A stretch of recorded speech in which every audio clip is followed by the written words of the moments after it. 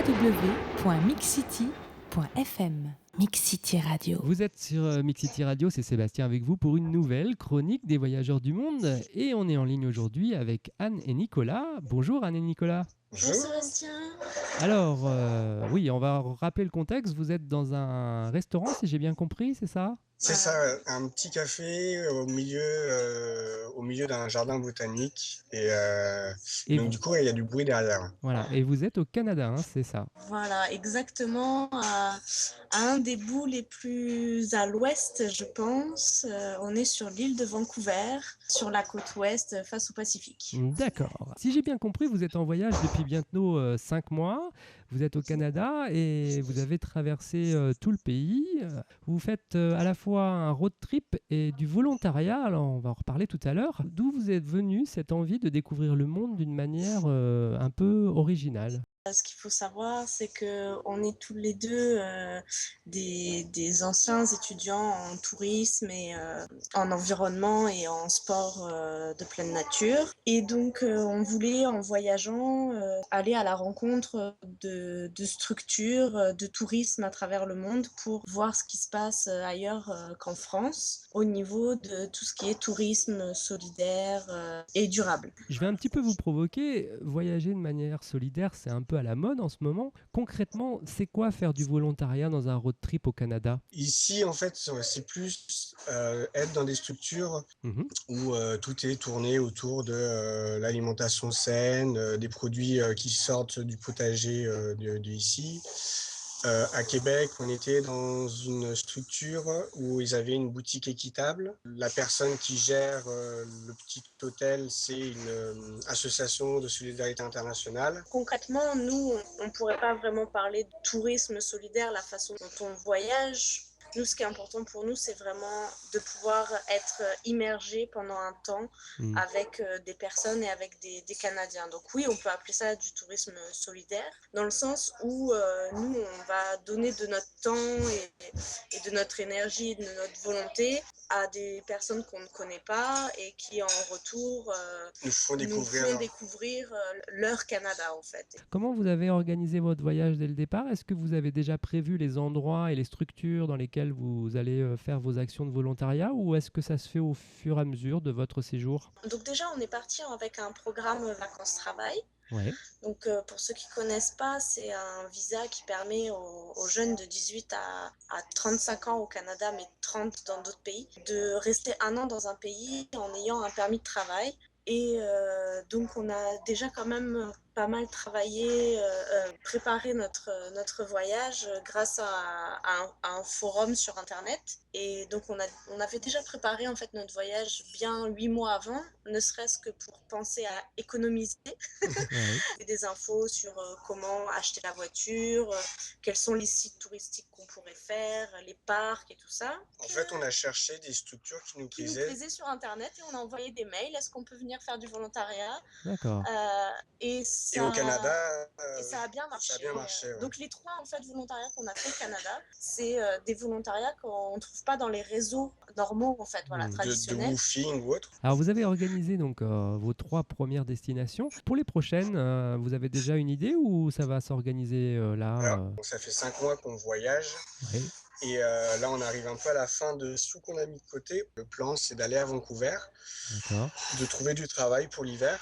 Et le puis- projet, c'est d'aller jusqu'à l'océan Arctique, en fait. Voilà. Ah oui, donc de remonter vraiment jusqu'au nord, d'accord. Faire du volontariat, c'est bien, mais ça parle peut-être pas à tous les auditeurs. Concrètement, qu'est-ce que vous faites tous les jours ? Le premier volontariat, donc c'était une auberge. Ils ont une petite boutique de commerce équitable, donc c'est être à la boutique, accueillir les clients, On n'a pas trop fait ça quand même. faire de la vente. On n'a pas trop fait, mais On a fait surtout les petits déj. après c'est les petits déjeuners, c'est le ménage dans les chambres. Le ménage dans les D'accord. chambres. Ouais. Et puis après, nous, on bidouille un peu sur Internet. Donc du coup, on a fait des formations pour le personnel de l'auberge sur tout ce qui est réseaux sociaux avec Facebook. Après, donc au Manitoba, c'était des écologes. Donc c'est C'était une dizaine de petits chalets au bord d'un lac. Ouais. Et là, c'est donc du nettoyage dans les chalets. Tondre la pelouse. Après, le côté fun, c'est qu'ils avaient des kayaks. Donc, de temps en temps, les clients oubliaient le kayak au chalet. Donc, il fallait aller chercher Fallait le aller kayak. chercher les kayaks. Voilà, Voilà, ouais. c'est des choses assez dures finalement. Hein. Finalement, ouais.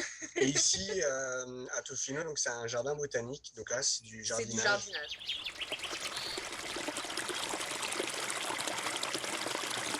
www.mixcity.fm Mix City Radio. Vous avez un blog qui s'appelle anolalemag.fr. J'y ai lu notamment l'interview de Pierre, un grand voyageur que vous avez croisé au Québec. Pouvez-vous nous raconter comment vous vous êtes rencontrés avec ce fameux Pierre ? Quand on était à l'auberge de l'autre jardin à Québec, on est arrivé pendant un événement qu'ils organisaient qui s'appelle la Semaine du commerce équitable. Pierre était un des intervenants pendant cette semaine où il faisait déguster des petites bouchées de produits de commerce équitable. Donc c'est comme ça qu'on s'est rencontrés et on a décidé assez rapidement de faire un article sur lui en fait. Quand on est allé le voir dans son restaurant, on a passé l'après-midi avec lui à parler de tout et de rien, de son voyage, enfin de ses voyages en Afrique. Sur votre blog aussi, on peut voir beaucoup de vidéos et il y en a qui sont très très sympathiques. Je me suis laissé bercer tout à l'heure avec certaines d'entre elles. On y voit des paysages en accéléré, en décéléré. D'où vous est venue cette idée de faire ces petits montages ? J'aime bien passer 1 heure devant un paysage, à laisser tourner la caméra pour avoir un plan de 5 secondes après. Donc, c'est pas très drôle quand on est avec lui parce que du coup on attend parce que moi une fois que j'ai fait mes 2-3 photos, bah je m'ennuie. voilà. Mais bon. Non, et puis c'est aussi c'est que j'aime beaucoup la musique et que j'aime bien pouvoir mettre des images sur une musique que j'aime bien en fait. Parce que là, toutes les musiques que j'utilise pour mes vidéos, c'est des musiques que j'ai découvertes pendant le voyage. D'accord. Ou des musiciens qu'on a rencontrés pendant le voyage, parce qu'on a rencontré pas mal de musiciens. J'ai vu aussi que vous aviez écrit pas mal d'articles sur une province du Canada, le Manitoba. Alors déjà, ce qu'il faut savoir, le Manitoba, ouais, c'est vraiment... on ne connaissait pas du tout avant de venir au Canada, soyons sincères. En dehors du Québec, on savait qu'il y avait des Rocheuses et qu'il y avait Vancouver. Mais au milieu, on ne savait pas trop ce qui se passait au Canada. Donc on a découvert...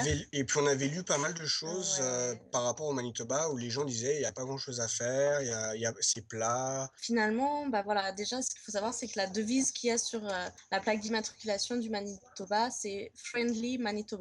Voilà, et c'est vraiment ça. Le Manitoba, c'est des gens chaleureux, accueillants.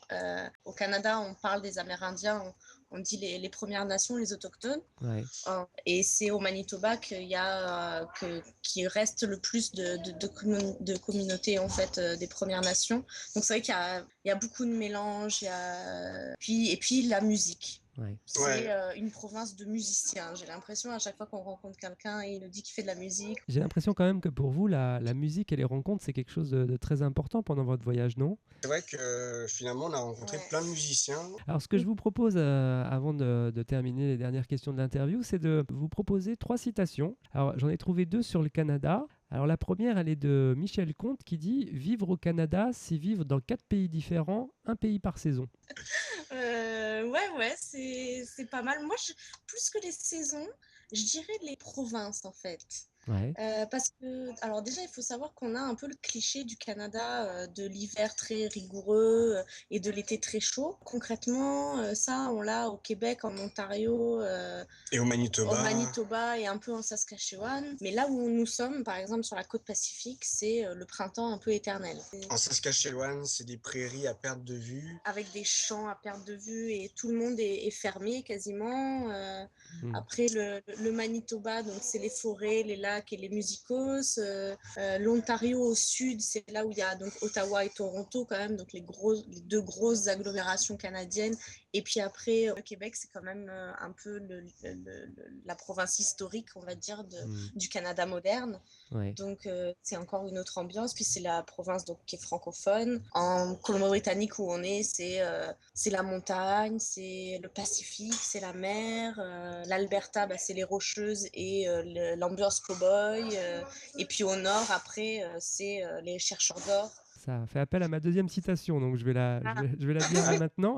Elle est de Frances Shelley-Wyss qui disait « Le Canada est délimité au nord par l'or, à l'ouest par l'Orient, à l'est par l'histoire et au sud par des amis. » Alors le sud, les amis, pas vraiment, parce que si on parle du Sud, c'est-à-dire c'est les États-Unis. Avant de venir, naïvement, on pensait que C'était un peu comme en Europe, qu'il y avait beaucoup d'échanges entre les pays, en fait, non. que les frontières étaient ouvertes, blabla. Non, pas du tout. Ouais. En fait, non, ils s'aiment pas Ils s'aiment trop. pas. Et puis même, les Canadiens qui veulent aller aux États-Unis, c'est très C'est compliqué super compliqué au pour niveau eux. de la frontière. Donc en fait, les amis, pas trop, je Non, pense. non, c'est pas des amis au Sud. Et puis là, par exemple, on est en 2012.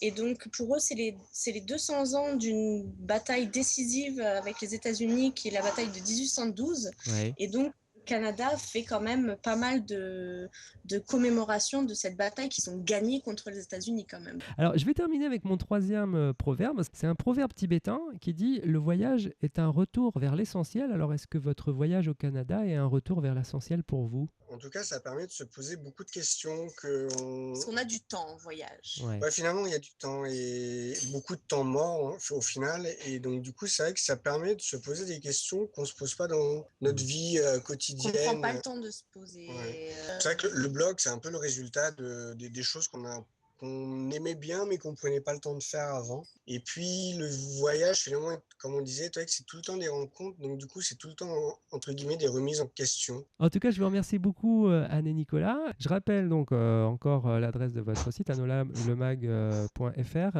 Et puis, surtout, je vous souhaite de beaux volontariats pour les prochains mois. Merci beaucoup. Merci. Merci beaucoup. Merci. Et je vous rappelle que vous pouvez retrouver l'interview d'Anne et Nicolas ainsi que celle des autres voyageurs du monde en vous connectant sur www.mixcity.fm.